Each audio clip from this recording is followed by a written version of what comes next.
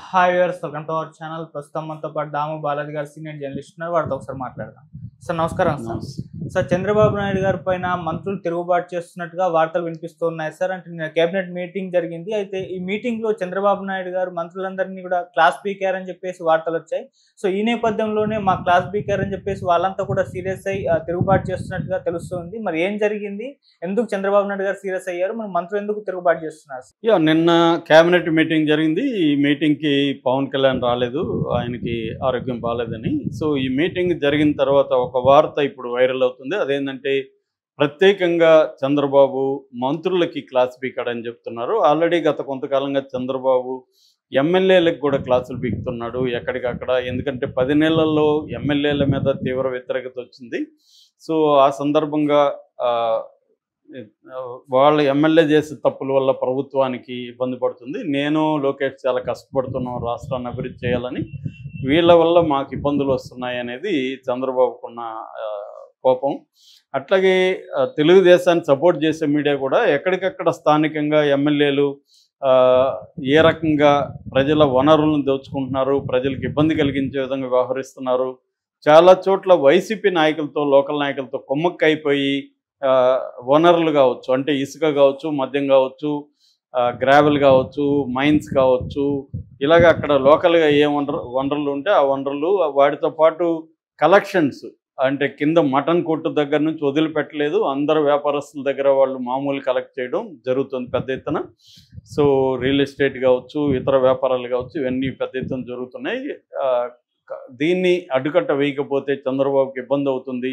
గతంలో కూడా 2019లో కూడా ఇదే జరిగింది. ఎమ్మెల్యేలు చేసిన అరాచకాల వల్లే చంద్రబాబు ఓడిపోయేటప్పుడు కూడా అని తెలుగుదేశం సపోర్ట్ చేసే మీడియానే మాట్లాడుతుంది. ఇప్పుడు కాంటెక్స్ట్ ఏంది? చంద్రబాబు మంత్రులను ఎందుకు తిట్టాడు, లేకపోతే మందలించాడా, ఏ భాష అన్నవాడినా మంత్రులను మాత్రం సీరియస్గా క్లాస్ పీకాడు. ఎందుకంటే ప్రధానంగా 2 కారణాలు. ఒకటి, ప్రజల్లోకి వెళ్ళి తమ చేసే గొప్ప పనులని ప్రజల్లోకి వివరించాలని ఆయన ఆ సందర్భంగా ఒక మాట వాడాడని కూడా వార్తలు వచ్చాయి. అదేంటంటే దేశంలోనే ఎక్కడా లేని విధంగా మనం సంక్షేమ కార్యక్రమాలు అమలు చేస్తున్నాం, దీన్ని మీరు ప్రజల్లోకి తీసుకెళ్ళాలని ఆ మాట చెప్పినప్పుడు అందరూ మంత్రులు నవ్వినారని కూడా చెప్తున్నారు. ఎందుకంటే సంక్షేమ కార్యక్రమాలు ముఖ్యంగా సూపర్ 6 అసలు అమలే చేయలేదు ఈ ఇయర్. మా ఎవ్రీ చైల్డ్కి 15,000 ఇస్తామని ఇవ్వలేదు. రైతులకి రైతు భరోసా కింద 20,000 ఇస్తామని ఇవ్వలేదు. నిరుద్యోగ భృతి ఇవ్వలేదు. మహిళలకి 18 ఏళ్ళు నిండిన వాళ్ళకి 1,500 ఇస్తామని ఇవ్వలేదు. గ్యాస్ సిలిండర్ సరిగా అమలు కావట్లేదు.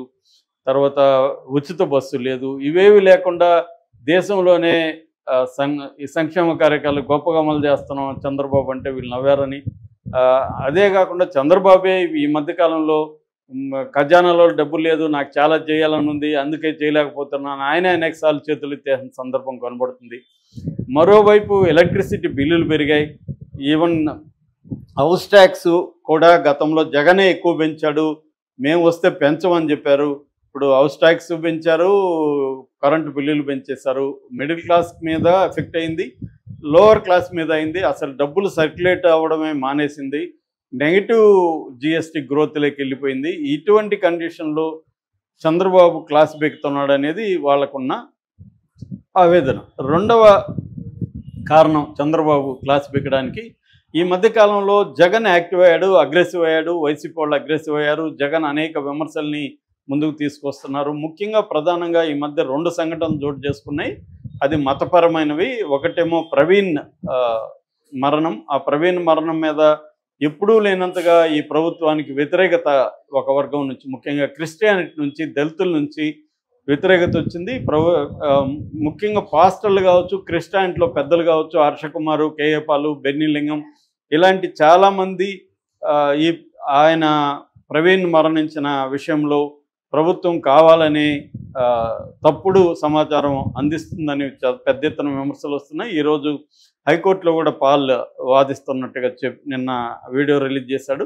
సో ఈ విషయం మీద మంత్రులు ఎవరూ కూడా గట్టిగా కౌంటర్ చేయలేకపోయారనేది చంద్రబాబుకున్న ఒక అసంతృప్తి. రెండవది తిరుమలకు సంబంధించి, తిరుమలలో ఈ మధ్య అనేక బిఆర్ నాయుడు వచ్చిన తర్వాత అనేక అపవిత్ర కార్యక్రమాలు జరుగుతున్నాయి.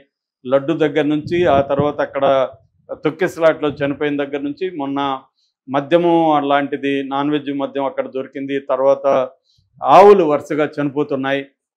ఇలాంటి అనేక ఫ్లైట్లు అనేక సార్లు పైన వెళ్తున్నాయి. ఇలాంటి అనేకం జరుగుతుంటే అక్కడ భూమన కరుణాకర్ కావచ్చు, ఎస్వి సుబ్బారెడ్డి కావచ్చు, గతంలో ఉన్న వైసీపీ టిటిడి చైర్పర్సన్స్ వాళ్ళు పెద్ద ఎత్తున దీన్ని ప్రచారం చేస్తున్నారు. రీసెంట్గా ఈ ఆవుల చనిపోయిన విషయానికి సంబంధించి చాలా గట్టిగానే భూమన కరుణాకర్ రెడ్డి లాంటి వాళ్ళు మాట్లాడుతుంటే ఎక్కడా కూడా మంత్రులు స్పందించట్లేదు, మంత్రులు దాన్ని అడ్డుకోవట్లేదు.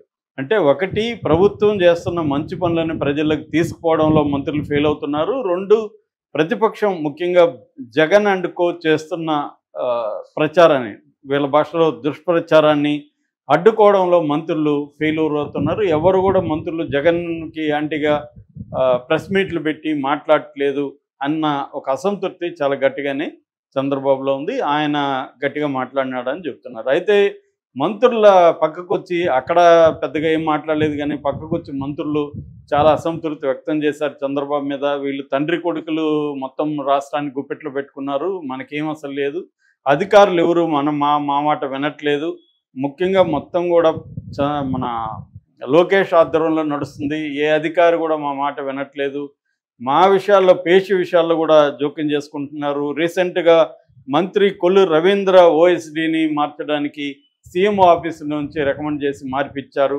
ఇలాగ మంత్రుల పేషీలో మంత్రుల దీంట్లో కూడా మంత్రుల మాట చెల్లుబాటు కావట్లేదు. సీఎంఓ ఆఫీసు నుంచి లేదా లోకేష్ నుంచే జరుగుతున్నాయి, కంట్రోల్ జరుగుతున్నాయి. సకల శాఖ మంత్రిగా లోకేషే బిహేవ్ చేస్తున్నాడు. ఇంకా మా మాట ఎవరు విన్నప్పుడు మేము ఎలా దీన్ని ప్రజల్లోకి వెళ్ళాలి అనేది నెంబర్ 1. నెంబర్ 2, అసలు సూపర్ 6 అమలే అనేది చేయకుండా మరోపక్క కరెంట్ ఛార్జీలు పెంచడం, ట్యాక్సులు పెంచడం, రైతుల విషయాన్ని పట్టించుకోవడం, ఆక్వా రైతుల ఆందోళన ఉంటే వాళ్ళని పట్టించుకోవడం, మిర్చి రైతుల ప్రాబ్లమ్స్ ఇవన్నీ ఉంటే మనం ఇప్పుడు జనంలోకి వెళ్ళి మాట్లాడితే మనల్ని నిలదీస్తూ ఉన్నారు జనాలు. మీరేం చేయలేదు 10 నెలలుగా, జగన్ పాలనే బెటర్ అంటున్నారు, మేము ఎలా మొఖాలు చూపించి వెళ్ళాలి అనేది వాళ్ళు ఆందోళన ఎక్స్ప్రెస్ చేసినట్టుగా తెలుస్తుంది.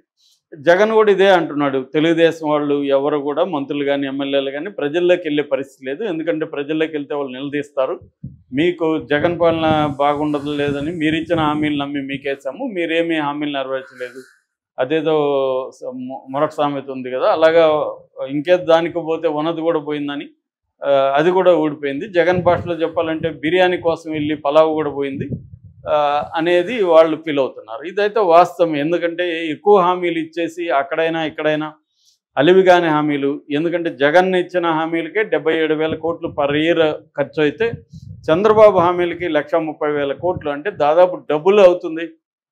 ఆల్రెడీ జగన్ ఇచ్చిన వాడి అమలు చేయడానికే ఆయన 10 లక్షలు 13 లక్షలు నోటికొచ్చిన ఫిగర్లు చెప్పారు వీళ్ళు అప్పులు. మరి అలాంటి అప్పులు ఉన్నప్పుడు చంద్రబాబు ఏ ఉద్దేశంతో చెప్పాడు? సంపద సృష్టిస్తానని చెప్పేవాడు. ఇప్పుడేమో సంపద సృష్టి అనే మాట పక్కన పెట్టేసి ఖజానాలో డబ్బులు లేదని మాట్లాడు. ఖజానాలో డబ్బులు లేదనేది అప్పుడు తెలియలేదా మీకు అనేది ఇవాళ విమర్శ బలంగా వస్తుంది. సో ఈ నేపథ్యంలో సర్వే కూడా ఒక సర్వే లీక్ అయింది. ఆ సర్వేలో 71